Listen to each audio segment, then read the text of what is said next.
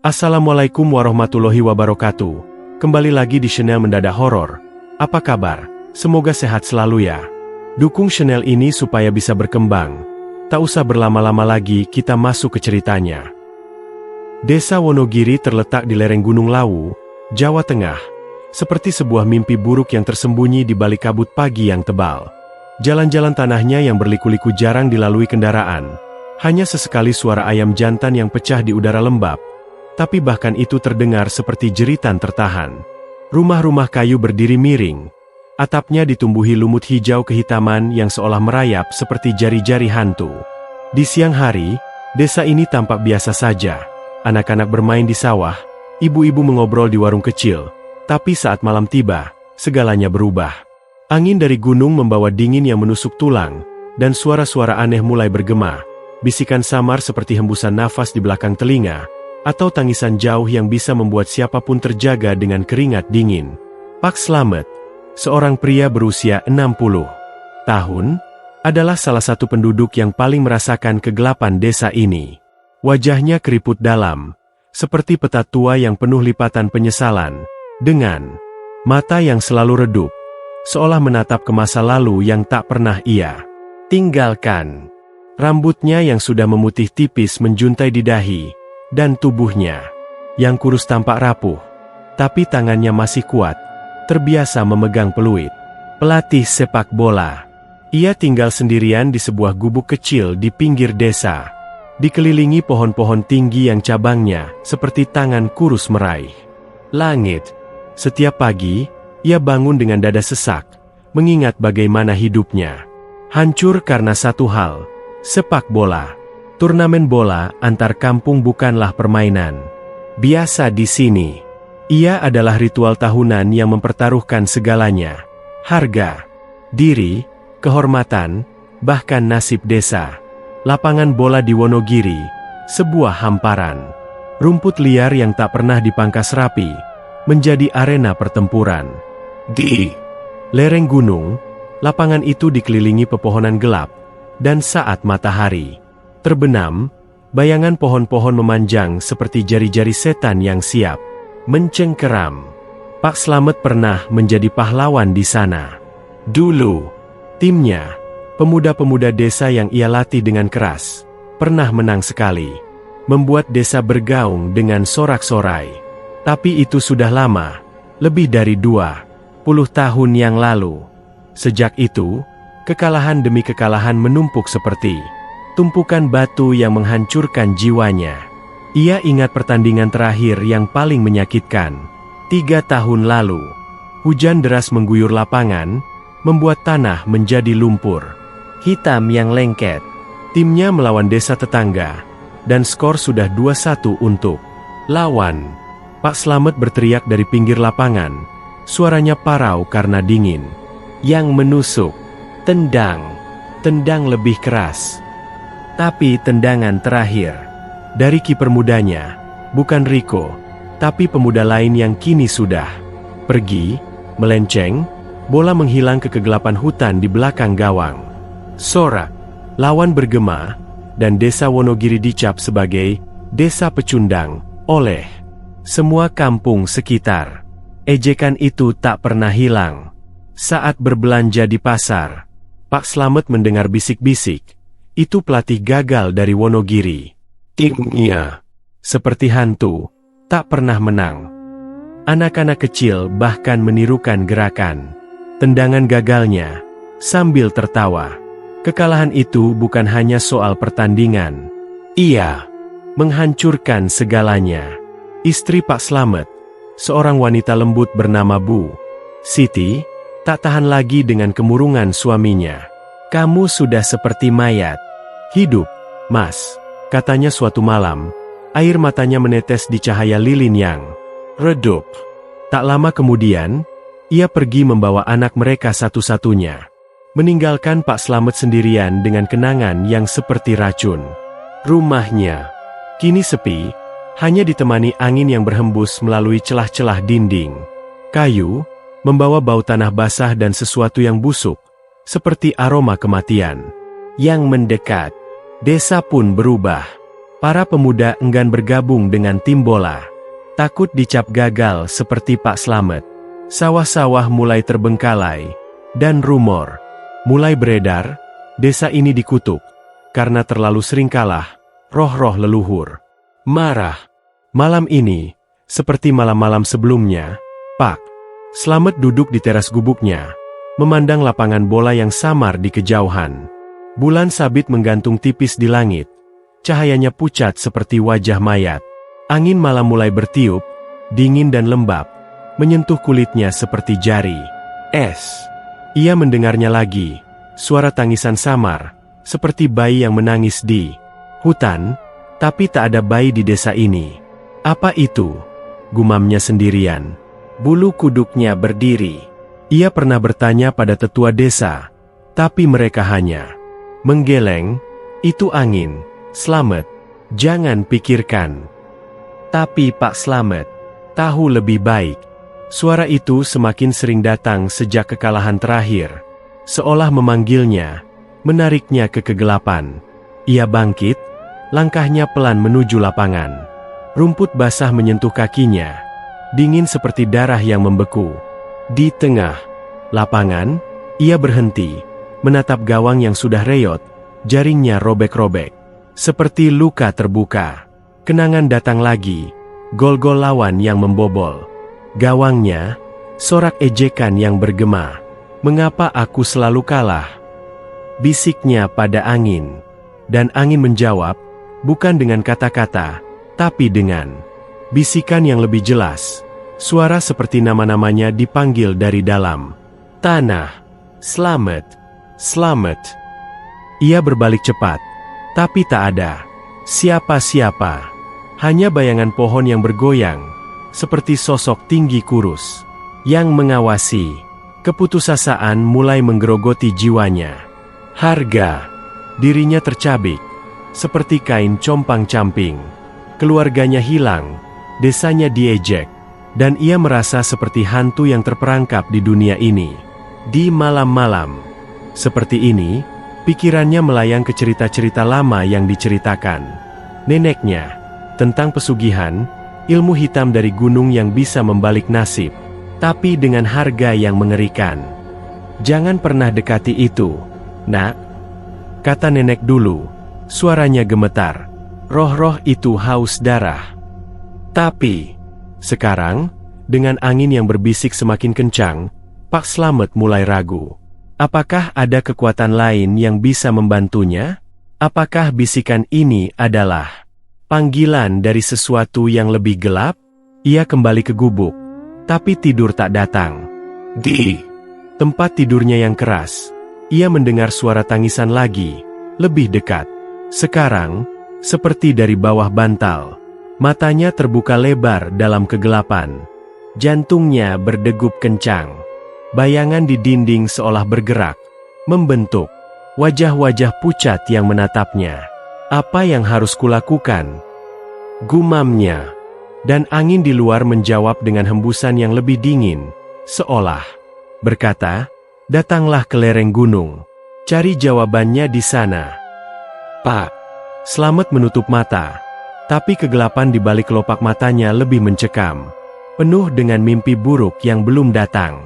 Desa Wonogiri tidur dalam ketenangan palsu, tapi bagi Pak Slamet, malam ini adalah awal dari sesuatu yang tak bisa ia hindari. Bayang-bayang kekalahan yang mulai hidup, merayap menuju jiwanya. Malam itu, angin dari Gunung Lawu bertiup lebih kencang dari biasanya, membawa aroma tanah basah yang dicampur bau amis samar, seperti darah yang mengering di batu. Pak Slamet berdiri di depan gubuknya, tangannya memegang obor sederhana dari bambu yang apinya berkedip-kedip, seolah takut pada kegelapan yang mengelilingi. Keputusasaan yang menumpuk seperti batu berat di dadanya, akhirnya mendorongnya untuk bertindak. Bisikan angin malam sebelumnya terngiang di telinganya, memanggilnya ke lereng gunung. Jika aku tak lakukan apa-apa, desa ini akan selamanya jadi bahan ejekan, gumamnya sendirian. Suaranya hilang ditelan hembusan angin. Ia melirik lapangan bola yang gelap di kejauhan, tempat mimpi-mimpinya hancur, lalu memulai perjalanan mendaki. Jalur menuju lereng Gunung Lawu bukanlah jalan biasa.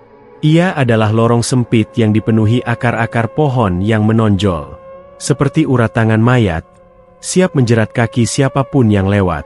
Kabut tebal mulai turun saat Pak Slamet baru saja memasuki hutan, seperti selimut putih yang lembab dan dingin, menyentuh kulitnya dengan jari-jari tak terlihat. Setiap hembusan angin membuat kabut itu bergerak, membentuk bayangan samar yang seolah mengikuti langkahnya. "Siapa di sana?" bisiknya sekali. Tapi hanya angin yang menjawab dengan desauan daun yang seperti tawa pelan. Pohon-pohon tinggi menjulang di kedua sisi, cabang-cabangnya saling bertautan. Di atas kepala, membentuk terowongan gelap yang cahaya obornya tak mampu tembus sepenuhnya. Bau lumut dan jamur busuk semakin kuat, membuat hidungnya mengerut. Dan sesekali ia merasakan sesuatu menyentuh bahunya. Mungkin hanya ranting, tapi rasanya seperti tangan kurus yang dingin.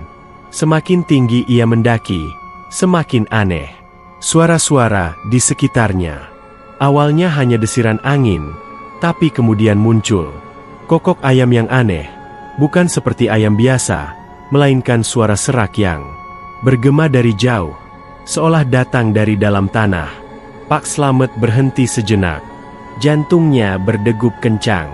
"Ayam cemani," gumamnya, mengingat cerita lama tentang ayam hitam pekat yang dikaitkan dengan ilmu hitam.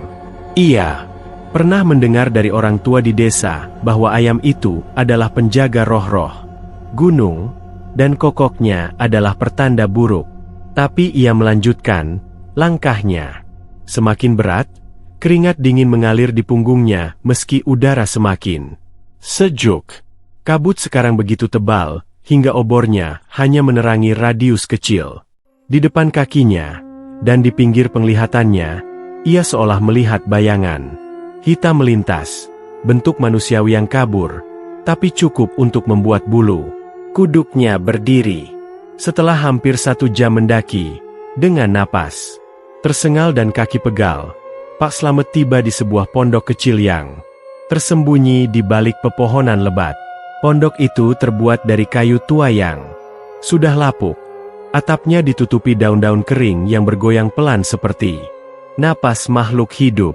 Asap tipis mengepul dari cerobong batu, membawa bau aneh, campuran dupa, darah segar, dan sesuatu yang manis membusuk. Pintu pondok setengah terbuka, dan dari dalam terdengar suara gumaman pelan, seperti doa yang dipatah-patahkan. Pak Slamet ragu sejenak, tapi bisikan angin kembali. "Datang, lebih jelas sekarang, masuklah, jawabanmu di sini." Dengan tangan gemetar, ia mendorong pintu, dan angin dingin dari dalam menyambutnya. Seperti hembusan dari liang kubur. Di dalam pondok, cahaya redup dari obor dinding menerangi ruangan sempit yang penuh barang aneh. Rak-rak kayu dipenuhi, botol-botol berisi cairan keruh, tulang-tulang hewan yang digantung seperti hiasan mengerikan, dan patung-patung kayu berwajah setan dengan mata dari batu hitam yang seolah mengikuti gerakannya. Udara di dalam lembab dan berat, membuat napas Pak Slamet terasa sesak. Di tengah ruangan, duduk seorang dukun tua di atas tikar anyaman yang sudah usang. Pria itu kurus seperti kerangka. Berjalan, kulitnya keriput dan pucat seperti kertas tua, dengan mata cekung yang bersinar aneh di bawah cahaya obor. Bukan cahaya biasa, tapi seperti api dingin yang menyala dari dalam. Rambutnya panjang dan kusut, berwarna abu-abu kehitaman, dan di lehernya tergantung kalung dari gigi hewan yang bergemerincing pelan saat ia bergerak. "Siapa kau? Apa yang kau cari di malam seperti ini?" Suara dukun itu serak dan dalam, seperti gema dari gua. Pak Slamet menelan ludah, merasakan getaran dingin di tulang punggungnya. Ia menceritakan singkat tentang keputusasaan,nya, kekalahan di turnamen, hilangnya keluarga, ejekan desa, sambil mata dukun menatapnya tajam, seolah membaca jiwa dalam-dalam. Dukun tersenyum sinis, giginya kuning dan tajam, lalu mulai menceritakan legenda pesugihan kuno. Di gunung ini, Ada ilmu hitam yang sudah ada sejak zaman leluhur, katanya, suaranya pelan tapi menusuk. Pesugihan untuk kemenangan mutlak, membuat tim bola kau tak terkalahkan. Roh-roh gunung akan membantumu, membuat lawan gemetar sebelum menyentuh bola. Pak Slamet mendengarkan dengan mata melebar, campur antara takut dan harap. Dukun melanjutkan, suaranya semakin rendah, hingga seperti bisikan, tapi ada harga, Slamet. Ilmu ini haus jiwa. Setiap gol yang dibobol lawanmu akan menuntut tumbal. Jiwa pemain itu sendiri disedot oleh kegelapan. Saat dukun berbicara, suara gaib mulai terdengar. Di sekitar pondok, kokok ayam cemani yang bergema dari kegelapan luar semakin dekat dan serak, seolah ayam itu berada di dalam ruangan. Pak Slamet merasakan angin dingin berhembus dari celah dinding, membawa bau amis darah, dan di pinggir matanya, ia melihat bayangan hitam melayang di rak-rak, seperti roh-roh yang bangun dari tidur panjang. Dukun kemudian menjelaskan ritual dasar. Mata cekungnya menyala lebih terang. Kau harus meminum darah ayam cemani yang segar, langsung dari leher yang baru disembelih di tengah malam. Darah itu akan mengikat roh jahat ke tubuhmu, membuatmu kuat, tapi juga mengubahmu dari dalam. Ia mengambil sebuah pisau berkarat dari meja, bilahnya berkilau aneh di cahaya obor, dan menunjukkan sebuah kandang kecil di sudut ruangan. Di dalamnya, seekor ayam cemani hitam pekat mengawasinya dengan mata merah yang tak berkedip, seperti mata setan.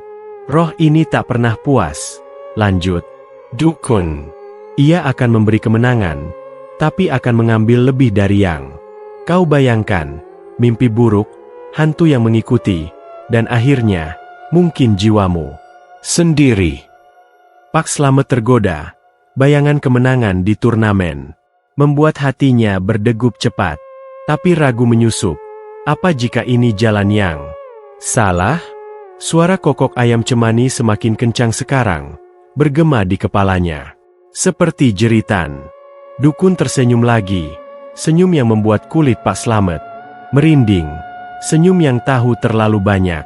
Pikirkan baik-baik, tapi ingat, sekali kau mulai, tak ada jalan kembali. Pak Slamet menatap mata. Dukun merasakan getaran dingin di tulangnya, seperti roh jahat sudah mulai merayap. Akhirnya, dengan suara gemetar, ia setuju. Aku mau. Ajari aku. Dukun mengangguk, dan angin di luar pondok berhembus kencang, seolah roh gunung merayakan kesepakatan baru. Malam itu, di lereng Gunung Lawu, Pak Slamet telah membuka pintu ke kegelapan yang tak ia pahami sepenuhnya, dan bisikan-bisikan mulai berubah menjadi jeritan di benaknya. Malam semakin larut, dan kegelapan di lereng Gunung Lawu terasa seperti makhluk hidup yang menelan segalanya.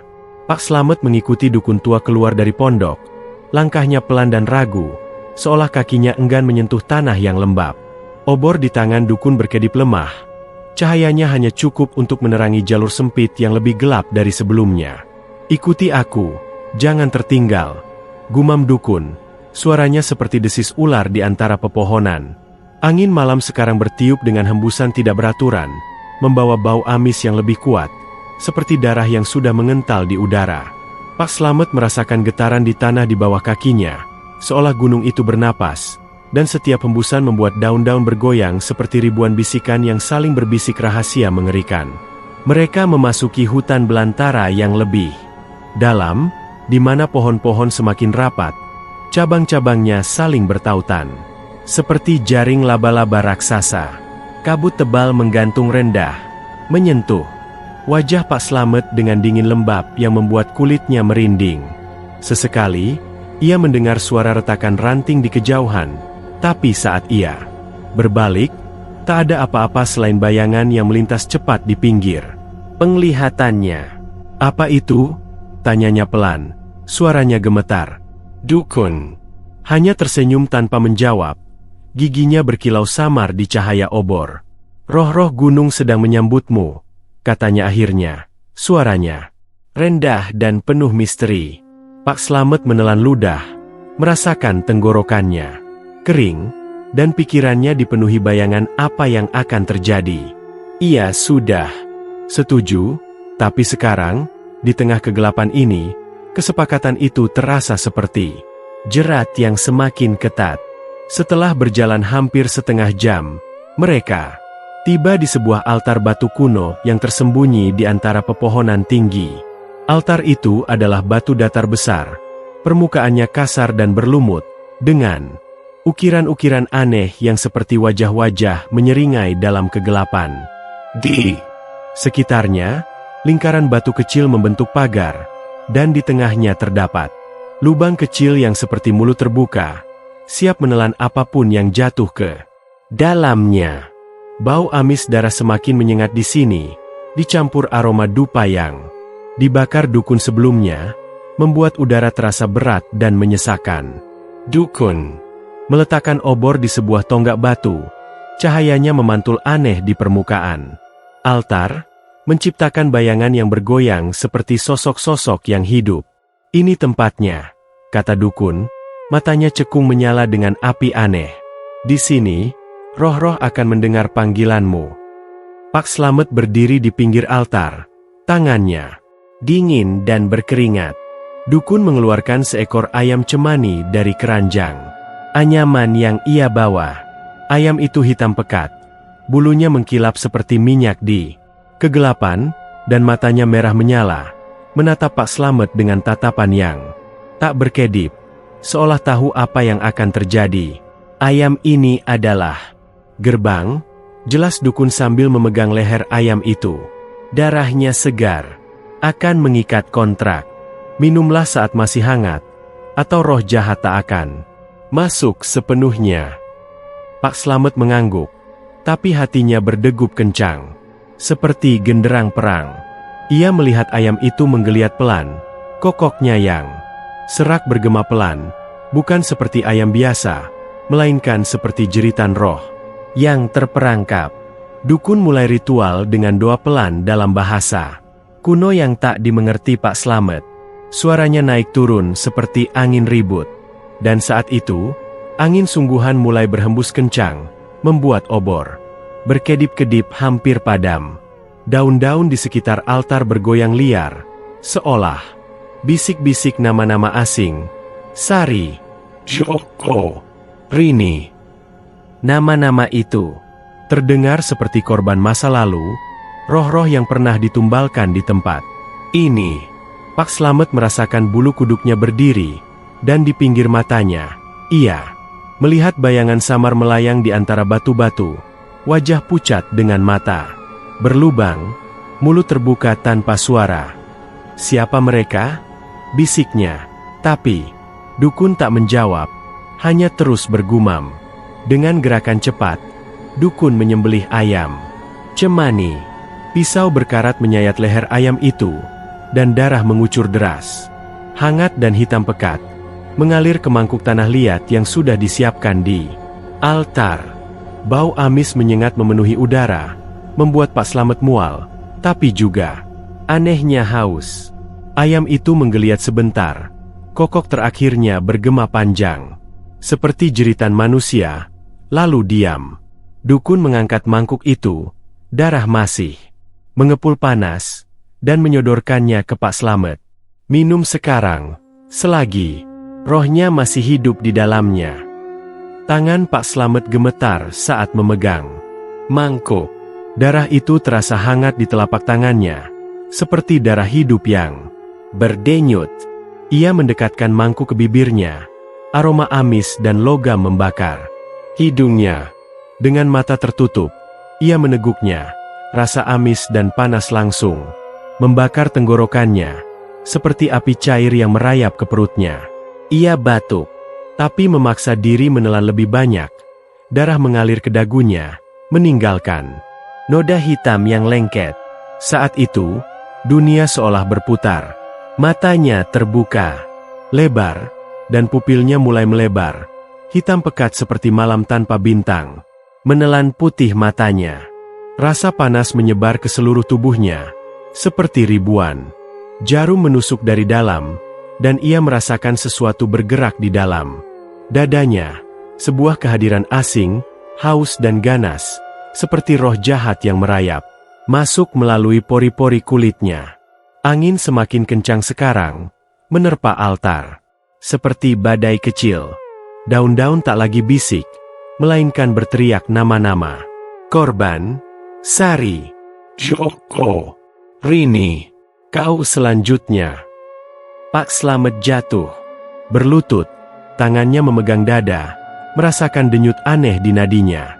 Di sekitar altar, bayangan samar roh-roh pucat semakin jelas.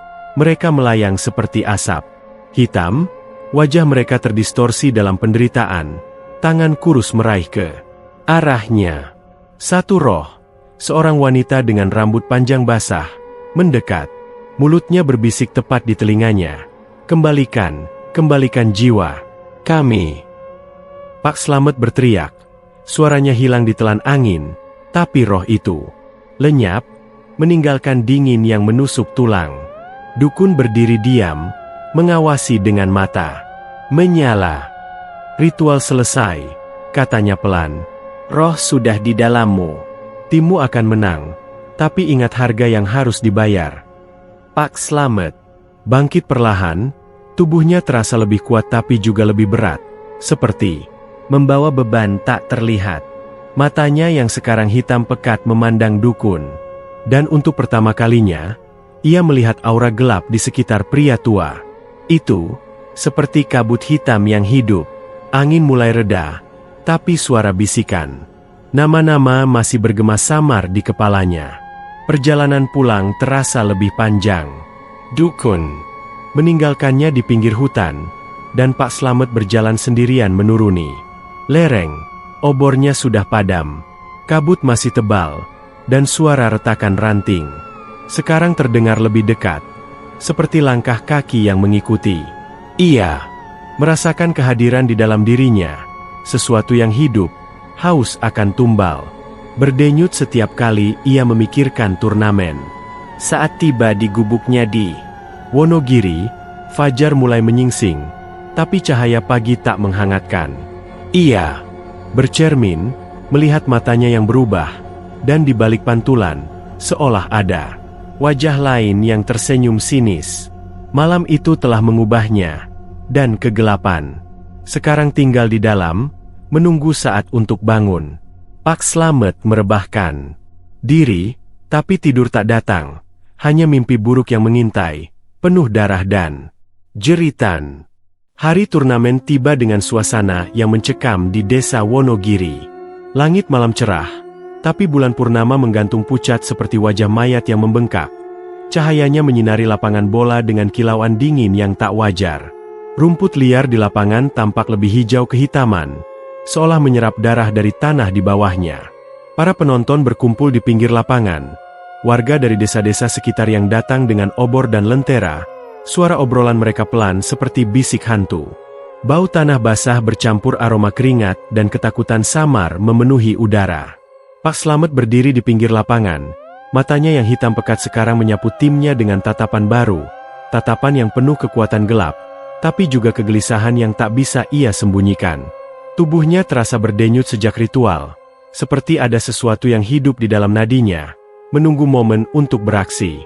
Tim Pak Slamet, yang biasanya lemah dan tak terkoordinasi, kini berdiri dengan postur berbeda. Para pemuda desa itu, kiper muda Riko di gawang, penyerang-penyerang kurus yang dulu sering tersandung, bergerak dengan lincah aneh. Mata mereka berkilat di bawah cahaya bulan. Seolah dikuasai setan, tendangan mereka lebih keras, lari mereka lebih cepat, seperti boneka yang ditarik benang tak terlihat. Lawan pertama adalah tim dari desa tetangga, Sumber Agung, dipimpin oleh pemuda lincah bernama Budi. Budi berusia 20 tahun, tubuhnya atletis dengan rambut pendek basah. Keringat, dikenal sebagai striker tercepat di kawasan itu. Ia tersenyum percaya diri saat peluit dibunyikan, bola bergulir di rumput yang lembab, dan Pertandingan dimulai dengan sorak penonton yang bergema seperti gema dari gua. Gelap. Awal pertandingan berjalan normal. Tapi Pak Slamet merasakan getaran di dadanya semakin kuat setiap kali bola mendekati gawangnya. Angin malam mulai bertiup pelan, membawa suara samar seperti kokok ayam cemani dari kejauhan, meski tak ada ayam di sekitar. Tim Pak Slamet bermain ganas. Mereka merebut bola dengan takle yang hampir brutal, tendangan. Mereka melengkung seperti dipandu tangan gaib. Skor masih 0-0, tapi ketegangan terasa seperti listrik di udara. Budi, dengan kecepatannya, berhasil melewati pertahanan. Ia berlari zigzag, menghindari dua pemain, lalu melepaskan tendangan keras dari luar kotak penalti. Bola meluncur deras, melewati tangan Rico yang terulur, dan masuk ke gawang dengan suara jala yang robek seperti jeritan. Gol! Sorak dari pendukung Sumber Agung meledak. Tapi seketika hening. Budi, yang seharusnya merayakan, tiba-tiba ambruk di rumput. Tubuhnya terguling seperti boneka patah. Darah mengalir dari mulutnya, merah pekat dan berbusa, tanpa ada luka yang terlihat di tubuhnya. Matanya terbelalak lebar, pupilnya melebar seperti melihat sesuatu yang tak terlihat oleh orang lain, mungkin bayangan hitam yang merayap dari gawang, atau wajah pucat yang muncul dari kegelapan. Apa ini? Gumamnya pelan. Tangannya memegang dada, napasnya tersengal seperti dihisap sesuatu dari dalam. Para penonton bergidik, beberapa berteriak ketakutan, mengira itu serangan jantung mendadak atau kecelakaan biasa.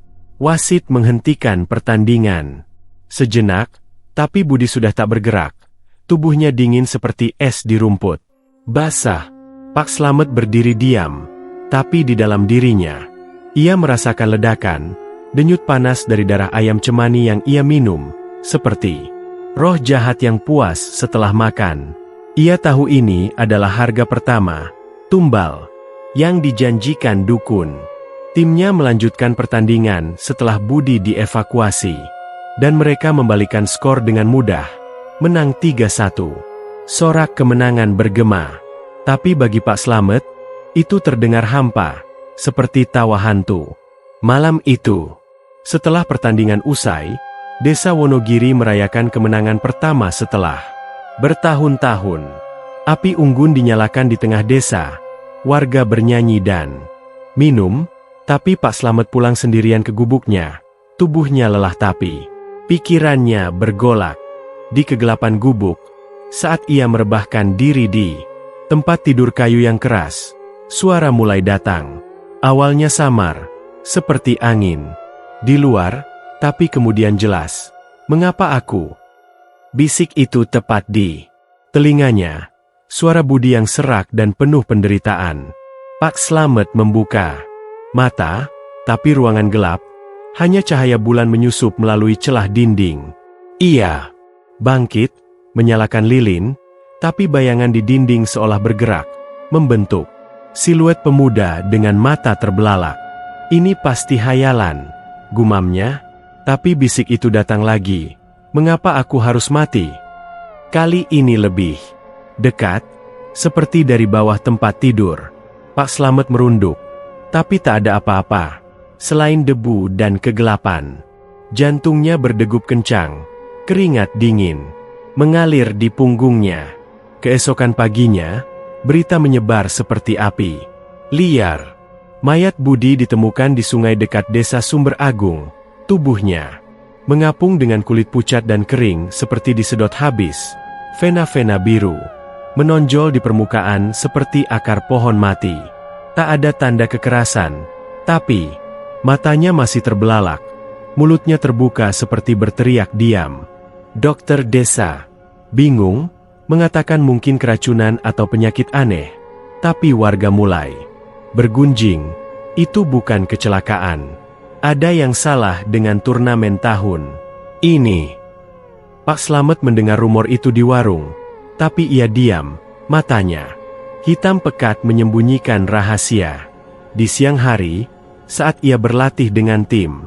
Riko mendekat. Wajahnya pucat. "Pak, semalam aku mimpi buruk. Melihat Budi berdiri di gawang, darah mengalir dari matanya." Pak Slamet menggeleng. Tapi dalam hati ia tahu, pesugihan mulai bekerja, dan roh Budi tak pergi begitu saja. Malam berikutnya, bisik Budi semakin sering. Pak Slamet terjaga di tengah malam, mendengar suara langkah basah di luar gubuk, seperti kaki yang basah oleh air sungai. Ia membuka pintu, angin dingin menyambut, membawa bau amis darah dan air keruh. Di kejauhan, di pinggir lapangan, ia seolah melihat siluet Budi berdiri, tubuhnya miring seperti mayat. Yang bangkit, tangan terulur meminta pertolongan. "Mengapa aku?" Bisik itu lagi, kali ini dari dalam gubuk. Pak Slamet menutup pintu cepat, tapi suara itu tak hilang. Ia bergema di kepalanya seperti kutukan. Ia merebahkan diri lagi, tapi tidurnya gelisah, penuh mimpi di mana Budi mengejarnya di lapangan. Darah mengalir dari mulutnya membentuk sungai merah yang menenggelamkan desa. Hari-hari berikutnya, desa Wonogiri mulai berubah. Anak-anak takut bermain di lapangan, mengatakan mendengar tangisan dari gawang. Warga Sumber Agung menuntut penyelidikan, tapi tak ada bukti. Pak Slamet merasakan roh jahat di dalamnya semakin kuat. Haus akan lebih banyak. Tumbal, tapi juga mulai menggerogoti jiwanya. Setiap kali ia menutup mata, wajah Budi muncul, pucat dan kering, berbisik pertanyaan yang sama.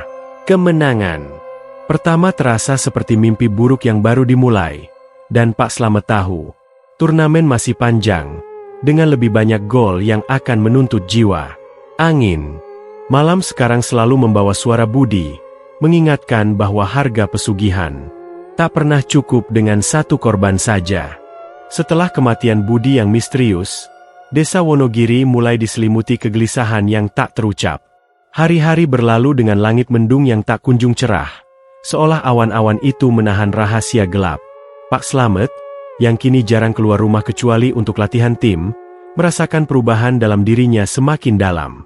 Matanya yang hitam pekat seperti sumur tanpa dasar sering menatap kosong ke kejauhan, dan tubuhnya terasa lebih berat, seperti membawa beban tak kasat mata yang menariknya ke bawah tanah. Di malam hari, ketika desa tidur dalam keheningan yang rapuh, mimpi buruk mulai datang seperti banjir yang tak terbendung, menggerus akal sehatnya sedikit demi sedikit. Mimpi pertama datang 2 malam setelah pertandingan.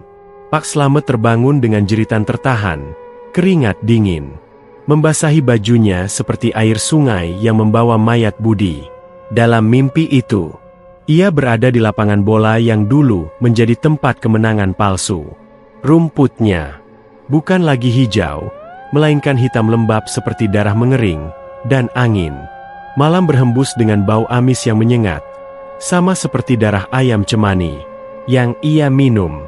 Di tengah lapangan, roh Budi berdiri sendirian, wajahnya pucat, seperti kain kafan yang robek. Mata berlubang hitam tanpa pupil, meneteskan darah hitam kental yang mengalir ke tanah seperti ular beracun. "Kembalikan jiwaku," jerit roh itu. Suaranya bergema seperti gema dari gua dalam, penuh kemarahan yang membekukan darah. Pak Slamet berusaha lari, tapi kakinya seperti tertanam di rumput yang hidup. Akar-akarnya merayap naik ke betisnya, menusuk kulit seperti jarum panas. Roh Budi mendekat dengan gerakan tersendat. Tangannya terulur, jari-jarinya kurus dan berlumur darah, menyentuh bahu Pak Slamet dengan dingin yang membakar. Ia terbangun saat roh itu berbisik tepat di telinganya, "Kau yang selanjutnya." Pagi harinya, Pak Slamet berusaha mengabaikannya, tapi dingin aneh tetap menempel di tubuhnya sepanjang hari. Saat ia minum kopi di teras gubuk, tangannya gemetar, dan ia merasakan denyut aneh di nadinya, seperti darah ayam cemani yang ia telan masih hidup, berdenyut pelan seperti jantung kecil yang haus. Udara siang yang seharusnya hangat terasa dingin menusuk, membuat bulu kuduknya berdiri tanpa sebab. Ia pergi ke lapangan untuk latihan, tapi setiap kali melihat gawang, bayangan mimpi muncul. Di pikirannya, Roh Budi berdiri di sana, darah menetes dari matanya seperti air. Mata hitam. Para pemain timnya, termasuk Riko yang muda dan polos, berlatih dengan semangat baru, tapi Pak Slamet hanya bisa mengangguk lemah. Suaranya parau saat memberi instruksi. Riko, kiper berusia 18 tahun dengan rambut gondrong dan mata cerah yang mulai redup, adalah yang pertama merasakan keanehan. Selama latihan, saat ia menangkap bola, ia mendengar suara tangisan. Hantu samar dari arah gawang, seperti isak tangis anak kecil yang tersesat, tapi dengan nada dewasa yang penuh penderitaan. "Pak, apa Pak dengar itu?" tanyanya setelah latihan. Wajahnya pucat di bawah sinar matahari senja. "Pak." Slamet menggeleng, tapi matanya menghindar. "Hanya angin, Riko. Jangan pikir aneh-aneh." Tapi Riko tak yakin. Malam sebelumnya, ia juga bermimpi buruk, melihat gawang berubah menjadi mulut raksasa yang menelan bola beserta pemainnya. Dan suara tangisan itu semakin sering datang saat ia sendirian di lapangan.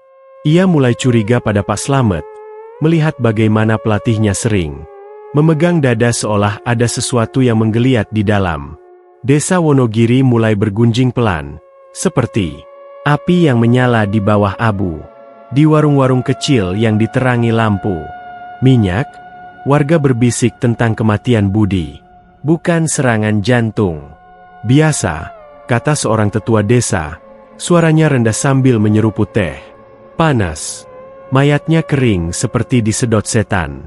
Dan tim Slamet tiba-tiba menang. Ada yang tak beres.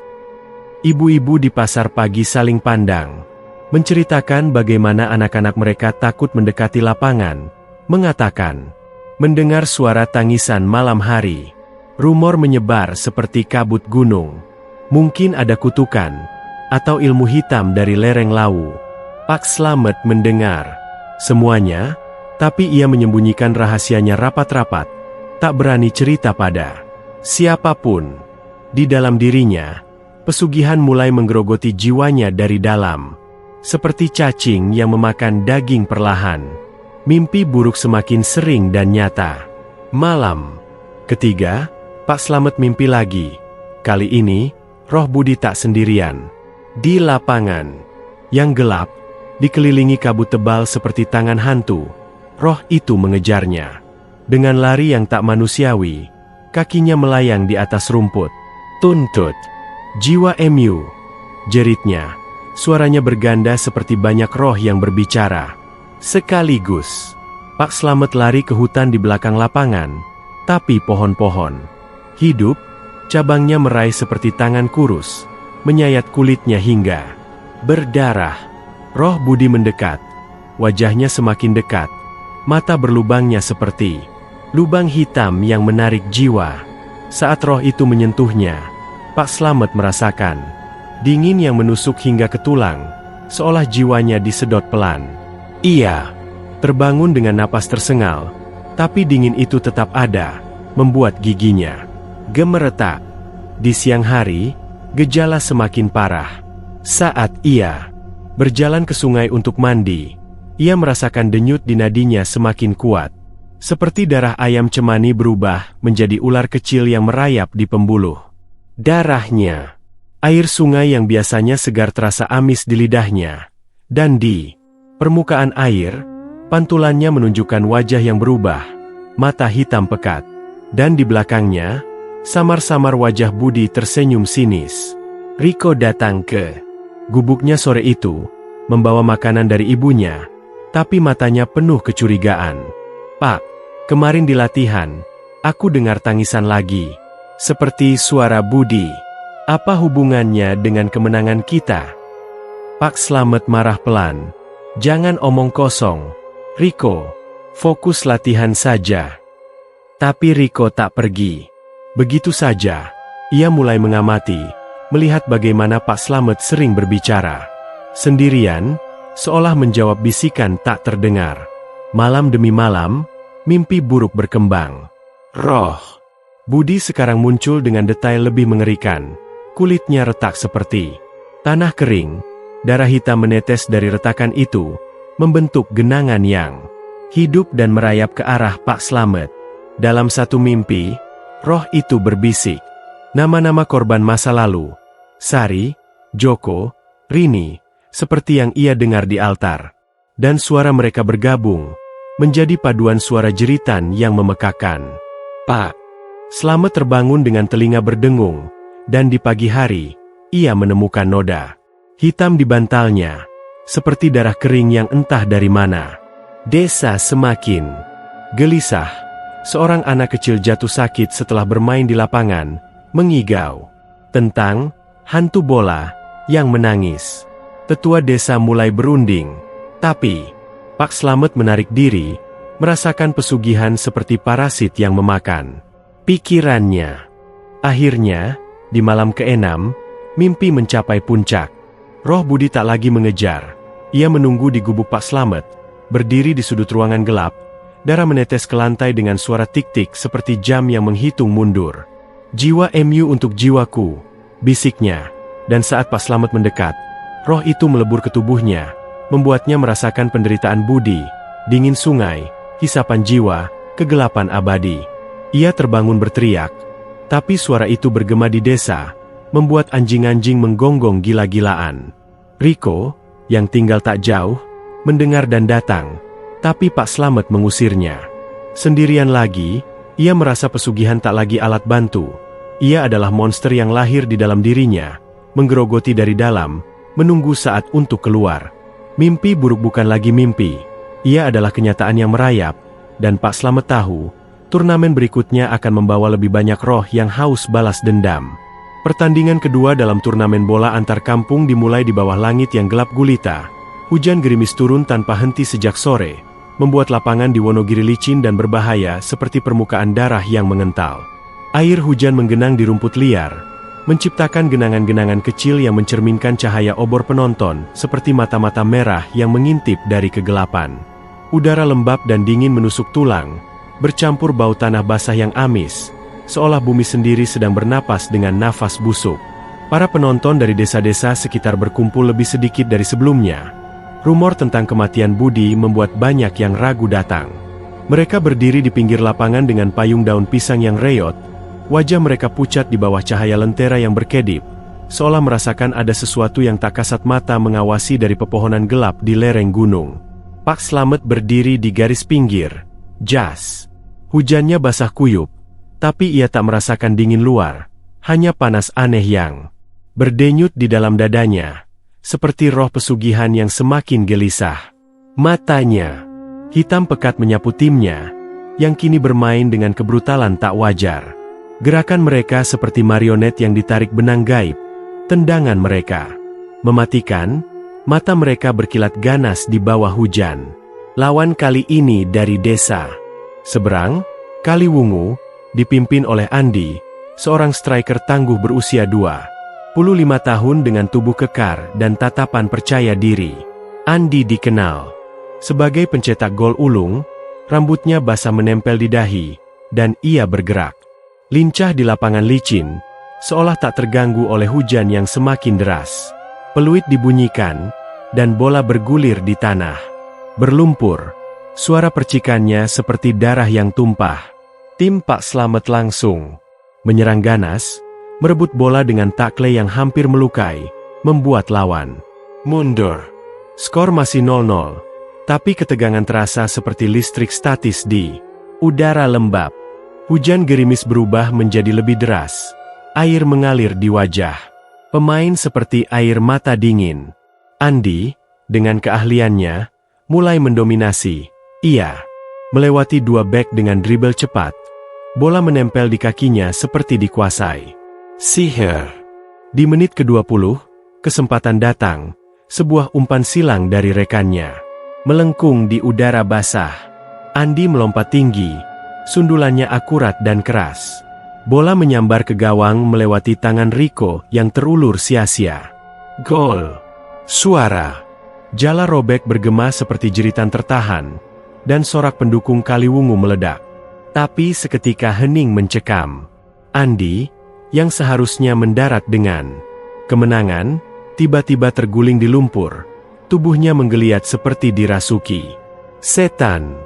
Ia memegang dada dengan tangan gemetar. Napasnya tersengal pendek, dan mulutnya terbuka lebar berteriak. Bayangan-bayangan hitam dari gawang. Matanya terbelalak. Pupilnya melebar melihat sesuatu yang tak terlihat. Mungkin siluet gelap yang merayap lambat dari tiang gawang. Seperti asap hitam yang hidup dan haus. Tubuhnya bergetar hebat. Otot-ototnya menegang. Seperti ditarik kekuatan tak kasat mata. Lalu diam selamanya. Mata masih terbuka menatap langit hujan dengan ekspresi ketakutan abadi. Para pemain berhenti. Wasit berlari mendekat. Tapi sudah terlambat. Darah tipis mengalir dari hidung Andi, bercampur air hujan menjadi merah pudar yang mengalir ke genangan lumpur. Penonton bergidik. Beberapa wanita berteriak histeris, mengira itu petir atau kutukan langit. Pertandingan dihentikan sementara. Tubuh Andi dievakuasi dengan tandu darurat dari kain sarung. Tapi tim Pak Slamet melanjutkan setelahnya, membalikan skor menjadi 4-1 dengan mudah yang tak wajar. Sorak kemenangan terdengar paksa, seperti tawa yang dipaksakan di pemakaman. Pak Slamet pulang dengan langkah berat. Hujan membasahi tubuhnya tapi tak membersihkan rasa bersalah yang semakin menumpuk. Di gubuknya yang sepi, ia merasakan kekuatan pesugihan semakin kuat. Denyut di dadanya seperti jantung. Kedua yang berdegup lebih cepat. Haus akan lebih banyak darah. Tapi juga semakin menakutkan. Ia merasa roh jahat itu tak lagi patuh, melainkan mulai mengendalikan, membuat tangannya bergetar tanpa sebab. Keesokan paginya, berita mengerikan datang dari Desa Kaliwungu. Mayat Andi ditemukan di hutan belantara di lereng gunung. Jauh dari lapangan, tubuhnya tergantung di cabang pohon rendah seperti boneka rusak. Kulitnya pucat dan kering. Vena-vena biru menonjol seperti sungai kering. Tapi yang paling mengerikan adalah bekas gigitan aneh di lehernya. 2 lubang kecil, berbentuk seperti paruh ayam, merah dan bengkak, seolah ayam cemani dari ritual. Telah bangkit dari kegelapan untuk membalas. Darah kering mengalir dari luka itu, dan di sekitar mayat, jejak kaki ayam hitam tercetak di tanah basah.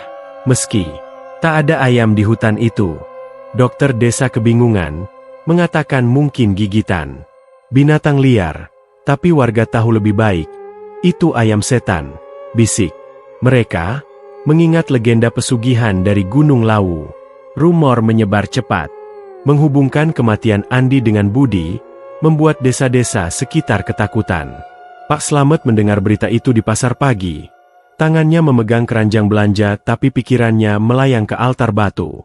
Ia merasakan haus aneh di tenggorokannya, seperti roh pesugihan menuntut makan lagi.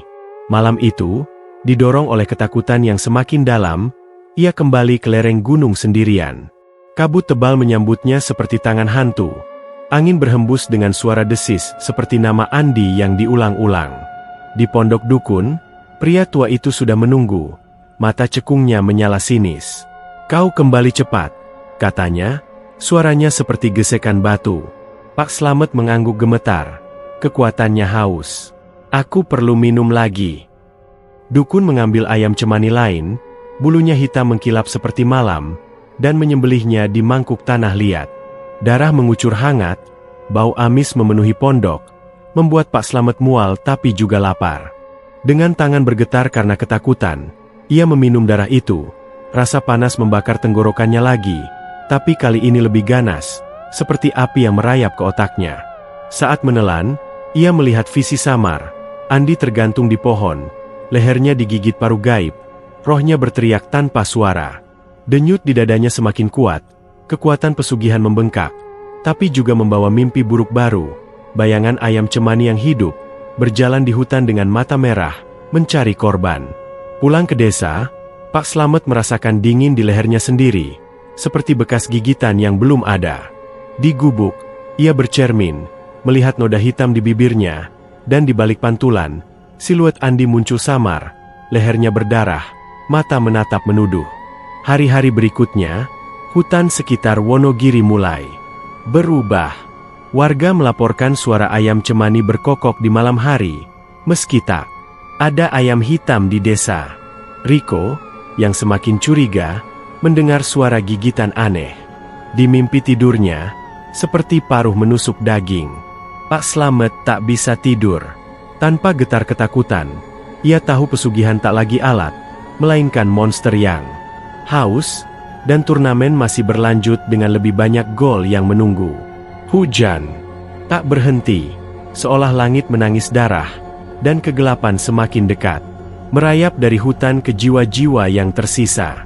Kematian Andi seperti batu yang dilempar ke kolam tenang, menciptakan riak-riak kecurigaan yang menyebar cepat di desa-desa sekitar Wonogiri. Hari-hari setelah pertandingan kedua, udara di Jawa Tengah terasa lebih berat. Langit selalu mendung seperti menahan badai yang tak kunjung turun, dan angin dari Gunung Lawu membawa hembusan dingin yang menusuk, seolah membisik rahasia mengerikan ke telinga siapa saja yang mendengar. Desa-desa tetangga seperti Sumber Agung dan Kaliwungu mulai bergunjing terbuka, bukan lagi bisik-bisik di warung, melainkan diskusi panas di balai desa. 2 pemuda mati setelah gol ke gawang Wonogiri? Itu bukan kebetulan, kata seorang tetua dari Kaliwungu. Suaranya gemetar sambil memegang tongkat kayu yang sudah usang. Warga mulai menghindari jalan ke Wonogiri, mengatakan desa itu dikutuk, dan anak-anak dilarang bermain bola, takut roh gelap ikut pulang. Di Wonogiri sendiri, kecurigaan itu seperti racun yang merembes pelan ke dalam masyarakat. Pasar pagi yang biasanya ramai, kini sepi, pedagang saling pandang dengan mata penuh tanya. Ibu-ibu yang biasa mengobrol sambil mengupas sayur sekarang berbisik tentang ilmu hitam dan pesugihan gunung. Mereka melihat perubahan di tim bola. Pemuda-pemuda yang dulu biasa-biasa saja kini bermain seperti dikuasai kekuatan lain. Tapi kemenangan itu tak membawa sukacita, hanya ketakutan yang menggantung seperti kabut pagi. Riko, kiper muda yang polos tapi peka, menjadi yang pertama melihat bukti nyata. Suatu malam, setelah latihan yang melelahkan di bawah hujan rintik, ia mengikuti Pak Slamet secara diam-diam. Pak Slamet berjalan ke pondok tersembunyi di pinggir hutan, sebuah gubuk kecil yang dikelilingi pepohonan tinggi, cabangnya seperti tangan kurus yang siap mencengkeram. Riko bersembunyi di balik semak, jantungnya berdegup kencang saat melihat pelatihnya mengeluarkan ayam cemani dari keranjang, menyembelihnya dengan pisau berkarat, dan meminum darah segar yang mengucur ke mangkuk tanah. Lihat, bau amis darah memenuhi udara, membuat Riko mual, dan saat Pak Slamet meneguk, matanya hitam pekat menyala aneh di cahaya bulan yang samar. Riko pulang dengan kaki gemetar, pikirannya berputar-putar. Malam itu, tidurnya gelisah. Ia mendengar suara bisik di angin. Luar jendela, suara Budi dan Andi bergantian seperti angin yang berubah arah.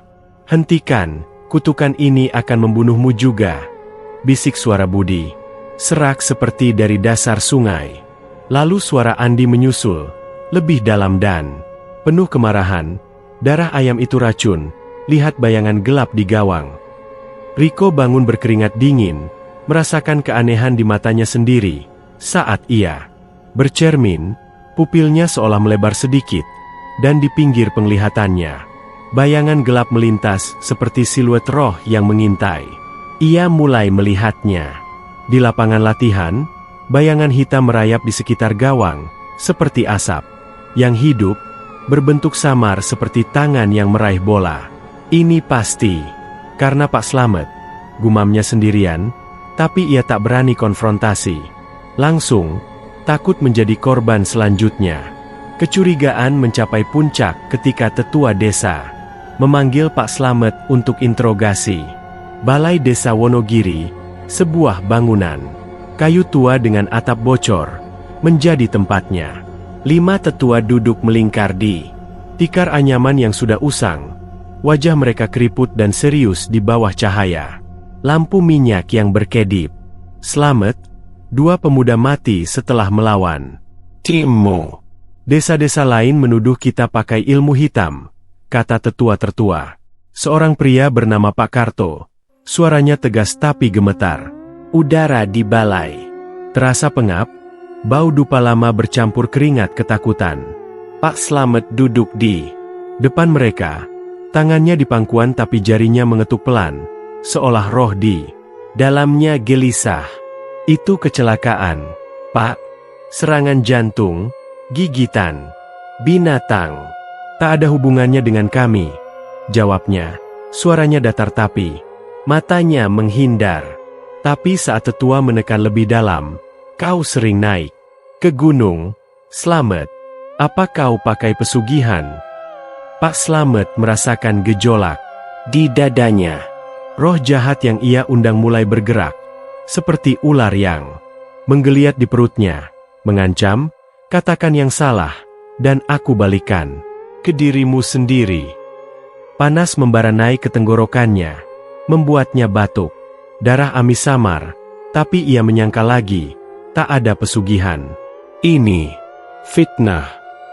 Tetua membiarkannya pergi, tapi kecurigaan tak hilang, malah semakin kuat.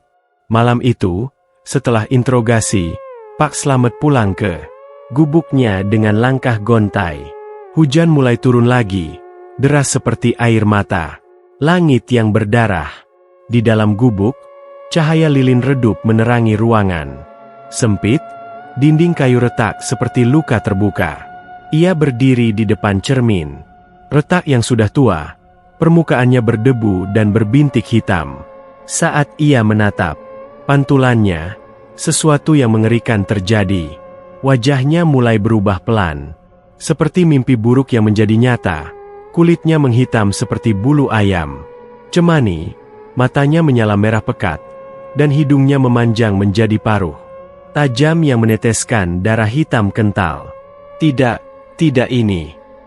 Gumamnya, tangannya menyentuh cermin, tapi pantulan itu tersenyum sinis. Paruhnya terbuka seperti hendak menggigit.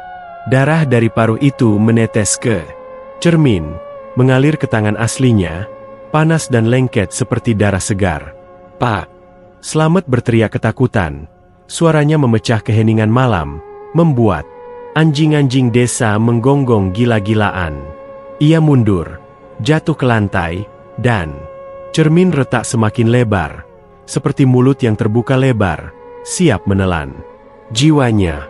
Riko, yang mendengar teriakan dari rumahnya tak jauh, berlari ke gubuk Pak Slamet. Ia membuka pintu dengan paksa, melihat pelatihnya terguling di lantai, wajah pucat dan mata liar. Pak, apa yang terjadi? Tanyanya, suaranya gemetar. Pak Slamet bangkit pelan, menyembunyikan tangannya yang masih lengket. Hanya mimpi buruk. Riko, pulanglah. Tapi Riko tak percaya. Ia melihat pecahan cermin di lantai, dan di salah satu pecahannya, bayangan samar wajah ayam cemani masih tersenyum. Malam itu, Riko pulang dengan hati berat, mendengar bisik roh Budi dan Andi lagi di angin. Ia berubah, kutukan akan menyebar ke desa. Keesokan harinya, lebih banyak warga meninggalkan Wonogiri, pindah ke desa lain, takut kutukan menular. Tetua mulai berdoa di makam leluhur, membakar dupa yang baunya menusuk, tapi roh jahat tak peduli, ia sudah merembes kemana-mana. Pak Slamet sendirian di gubuk, merasakan ancaman roh semakin dekat. Setiap hembusan angin membawa suara dukun tua yang tertawa pelan, harga harus dibayar. Ia tak bisa tidur tanpa melihat. Bayangan dirinya berubah di setiap sudut gelap. Kecurigaan bukan lagi rumor. Ia, seperti kabut yang menyelimuti desa, membuat setiap orang merasa diawasi oleh mata tak terlihat. Riko mulai berpikir untuk berhenti dari tim, tapi takut roh mengejarnya. Desa Wonogiri kini seperti mayat hidup, menunggu semifinal yang akan membawa lebih banyak kematian. Angin malam semakin dingin, membawa bisik-bisik baru. Nama Pak Slamet sendiri diulang seperti mantra kutukan. Semifinal turnamen bola antar kampung tiba seperti badai yang telah lama mengintai. menyapu desa Wonogiri dengan angin ribut yang tak kenal ampun. Langit malam hitam pekat, tanpa bintang atau bulan, hanya kilat sesekali yang menyambar seperti pisau tajam yang menusuk kegelapan. Lapangan bola, yang sudah basah oleh hujan sebelumnya, kini menjadi lautan lumpur coklat kehitaman. Setiap langkah pemain meninggalkan jejak yang seperti luka terbuka di tanah. Angin menerpa dengan kekuatan ganas, membawa dedaunan kering dan ranting patah yang berputar-putar di udara seperti arwah yang gelisah. Para penonton yang tersisa, hanya segelintir warga berani datang, berdiri gemetar di pinggir lapangan, mantel mereka berkibar seperti sayap hantu, wajah pucat mereka diterangi obor yang berkedip-kedip, seolah api itu sendiri takut pada apa yang akan terjadi. Bau tanah basah bercampur amis darah samar memenuhi udara, membuat napas terasa berat, seperti menghirup nafas dari makam terbuka. Pak Slamet berdiri di garis pinggir, tubuhnya semakin kurus dan rapuh, seperti pohon tua yang akarnya sudah digerogoti dari dalam. Matanya hitam pekat sekarang tak lagi normal, pupilnya melebar permanen, menelan cahaya apapun yang mendekat. Ia merasakan pesugihan seperti binatang. Buas yang terkunci di dadanya, menggeliat dan menggaruk dinding jiwanya setiap kali angin berhembus. Ini harus berakhir dengan kemenangan, gumamnya dalam hati, tapi suara itu terdengar asing, seperti bisik roh jahat yang mengendalikan lidahnya. Timnya, yang tersisa termasuk Rico di gawang, berdiri dengan postur kaku, mata mereka berkilat aneh di bawah angin ribut, seolah dikuasai kekuatan yang sama. Lawan semifinal dari desa Gunung Kidul, tim kuat dengan pemain-pemain tangguh, tampak ragu saat peluit dibunyikan. Salah satunya, seorang gelandang bernama Joko, tubuhnya kekar dengan tato lengan yang samar, memimpin serangan, tapi angin seolah berpihak pada Wonogiri, menerpa. Wajah mereka seperti tamparan dingin dari dunia lain. Pertandingan dimulai dengan chaos. Bola bergulir di lumpur, percikannya seperti darah yang muncrat, dan angin ribut membuatnya sulit dikendalikan. Tim Pak Slamet menyerang dengan kebrutalan yang semakin tak manusiawi. Tendangan mereka seperti dipandu tangan gaib, melewati angin seolah tak ada hambatan. Skor masih 0-0, tapi ketegangan terasa, seperti tali yang semakin kencang, siap putus kapan saja. Joko, dengan keberaniannya, merebut bola di tengah lapangan, dribelnya lincah melewati dua pemain. Ia mendekati gawang, mata fokus pada bola yang basah, lalu melepaskan tendangan keras dari jarak dekat. Bola meluncur deras, hampir menyentuh jala, tapi sebelum itu, pesugihan bekerja lebih ganas dari sebelumnya. Joko jatuh ke belakang, seperti ditarik kekuatan tak terlihat. Tubuhnya bergetar hebat di lumpur. Otot-ototnya menegang seperti digigit ribuan gigi kecil dari dalam. Apa gigitan ini? Gumamnya pelan. Tangannya memegang lengan yang tiba-tiba berdarah tanpa luka, seperti digigit roh tak kasat mata.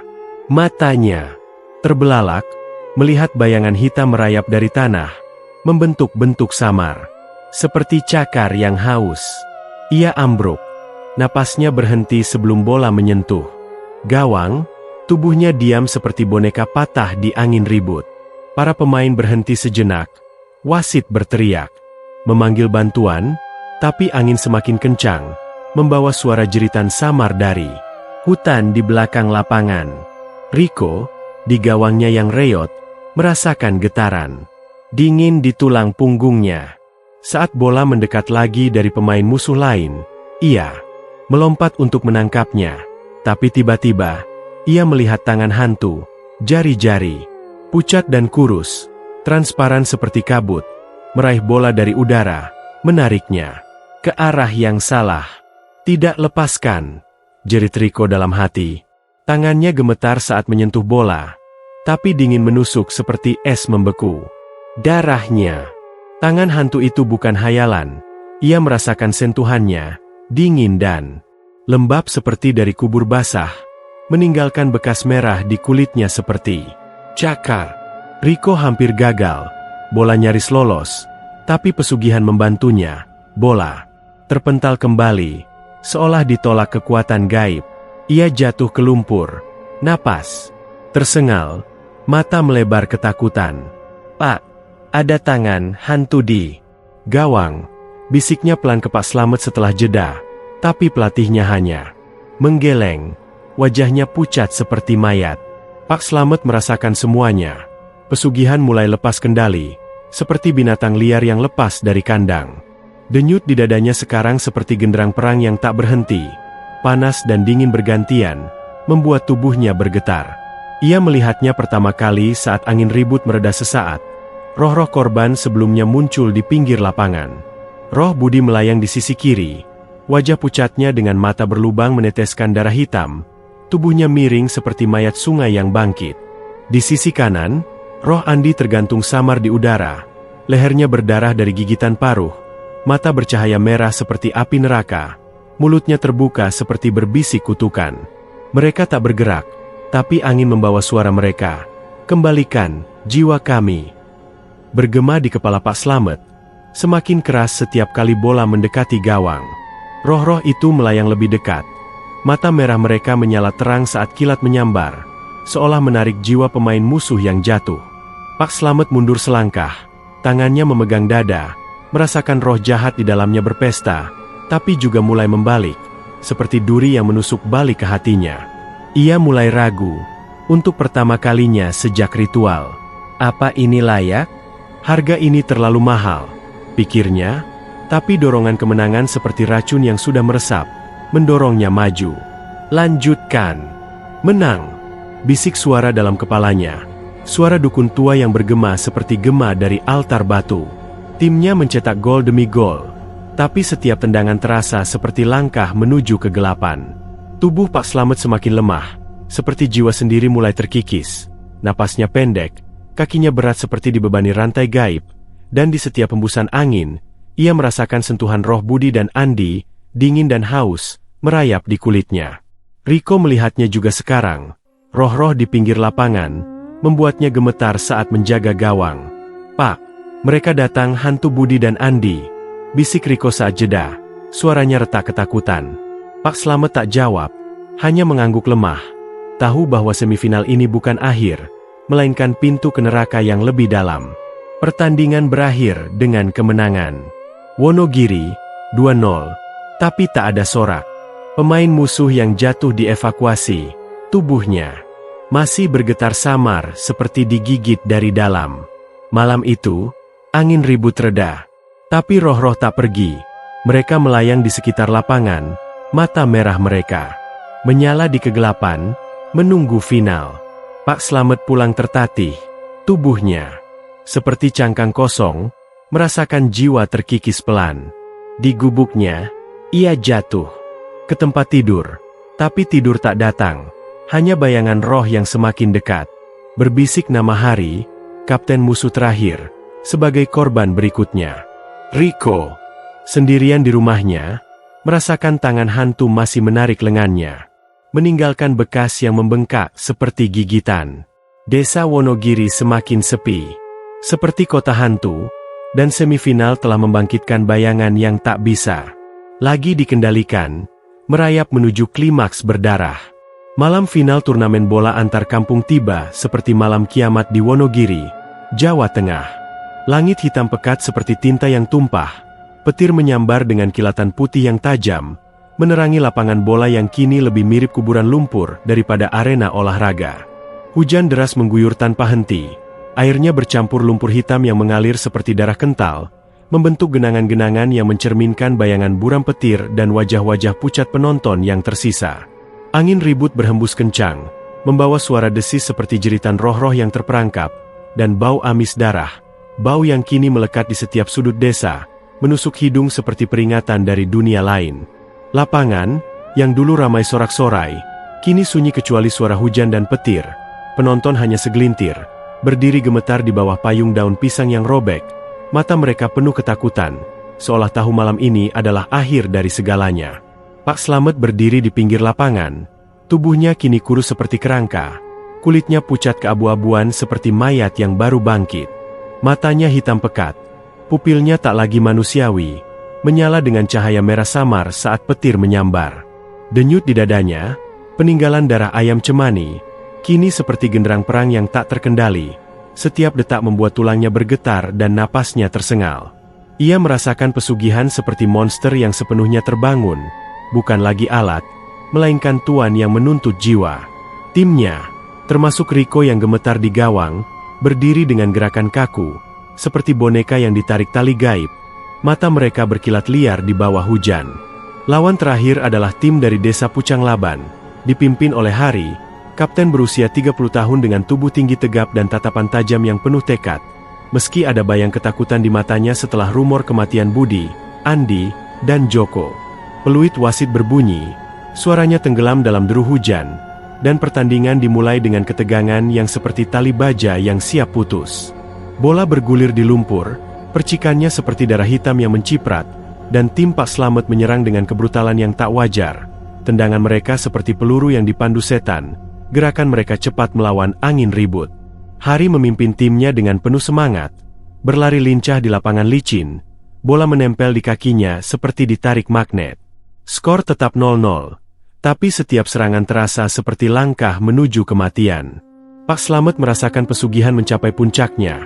Denyut di dadanya seperti ledakan kecil, panas membakar tulangnya, dan bisikan roh Budi, Andi, dan Joko bergema di kepalanya. Kau selanjutnya, jiwa MU milik kami. Di menit-menit akhir babak kedua, Hari mendapat peluang emas. Ia melewati 3 bek dengan dribble cepat, lumpur menciprat di kakinya, dan mendekati gawang Rico. Petir menyambar tepat saat ia menendang. Bola meluncur deras seperti kilat, menuju jala. Tapi sebelum bola menyentuh gawang, pesugihan beraksi dengan kekuatan penuh. Hari tersentak ke belakang seperti ditarik tali gaib. Tubuhnya menggeliat di lumpur. Tangannya mencakar udara seperti melawan sesuatu yang tak terlihat. Paruh, itu menggigit. Jeritnya, suaranya pecah di tengah hujan. Matanya terbelalak, melihat bayangan hitam seperti ayam cemani raksasa muncul dari gawang. Paruhnya berkilau seperti pisau, mata merahnya menyala seperti bara. Darah mengucur dari leher Hari, meski tak ada luka, dan tubuhnya bergetar hebat. Otot-ototnya menegang seperti digigit ribuan cakar dari dalam. Ia ambruk, matanya masih terbuka menatap langit. Ekspresi ketakutan membeku seperti topeng kematian. Wasit menghentikan pertandingan, penonton berteriak histeris, tapi hujan menelan suara mereka seperti jeritan di dasar neraka. Rico, di gawangnya, melihat semuanya dengan jelas. Bayangan ayam cemani itu bukan hayalan, melainkan wujud nyata pesugihan, melayang di atas Hari sebelum menghilang ke lumpur. Ia gemetar, tangannya masih merasakan sentuhan hantu dari semifinal, dan kini ia tahu kutukan itu nyata. Pak Slamet, di pinggir lapangan, merasakan ledakan terakhir dari pesugihan, panas membakar dadanya, tapi kemudian dingin mencekam, seperti jiwa mulai terkikis. Tiba-tiba, roh-roh korban muncul di sekitar lapangan, lebih jelas dari sebelumnya. Budi dengan wajah pucat dan mata berlubang, Andi dengan leher berdarah dan gigitan paruh, Joko dengan lengan berdarah seperti dicakar. Mereka melayang dalam hujan, mata merah mereka menyala, tangan kurus mereka terulur ke arah Pak Slamet, berbisik serentak, "Kau yang terakhir, bayar harga." Angin membawa suara mereka seperti paduan suara kematian, dan lapangan lumpur berubah menjadi lautan darah gaib, merah hitam dan bergerak seperti hidup. Pak Slamet jatuh berlutut, lumpur membasahi pakaiannya, tangannya memegang dada yang kini terasa kosong. Roh jahat di dalamnya berbalik, seperti ular yang menggigit tuannya sendiri. Ia melihat bayangan dirinya di genangan lumpur, wajahnya bukan lagi manusia, melainkan kepala ayam cemani, paruhnya meneteskan darah, mata merahnya menatap balik dengan kebencian.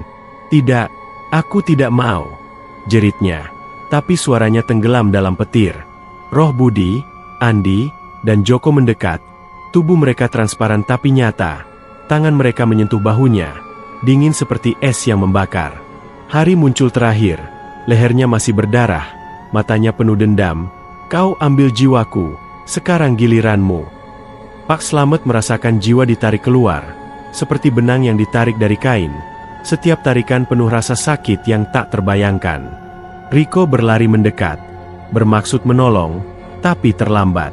Pak Slamet ambruk di lumpur, tubuhnya bergetar seperti Hari, Matanya hitam pekat kini kosong sepenuhnya, seperti cangkang tanpa jiwa. Hujan terus turun, mencuci darah gaib dari lapangan, tapi roh-roh tak pergi. Mereka melayang di atas tubuh Pak Slamet. Wajah mereka tersenyum sinis sebelum lenyap ke dalam kegelapan. Pertandingan tak pernah selesai. Wasit membubarkan tim, penonton lari ketakutan, dan desa Wonogiri ditinggalkan dalam keheningan maut. Keesokan harinya, tubuh Pak Slamet ditemukan di lapangan, pucat dan kering seperti korban sebelumnya, dengan bekas gigitan paru di lehernya, darah hitam kering di sekitarnya. Riko, satu-satunya yang selamat dari tim, meninggalkan desa, tapi suara roh-roh mengikuti di mimpi-mimpinya, berbisik tentang kutukan yang tak pernah berakhir. Desa Wonogiri menjadi terbengkalai, rumah-rumah ditinggalkan, sawah-sawah kering. Lapangan bola kini ditumbuhi rumput liar yang lebih hitam, dan setiap malam purnama, suara kokok ayam cemani bergema dari kegelapan, disusul tangisan roh Budi, Andi, Joko, Hari, dan Pak Slamet, mengelilingi gawang yang reot seperti penjaga abadi. Turnamen tak pernah diadakan lagi, tapi warga desa tetangga bersumpah melihat bayangan pemain hantu bermain di lapangan kosong, bola gaib bergulir di lumpur, dan darah mengalir dari gawang setiap kali gol tercipta. Pesugihan telah menang, tapi dengan harga yang abadi. Jiwa-jiwa terperangkap dalam lapangan berdarah, menunggu korban baru dalam kegelapan yang tak pernah usai.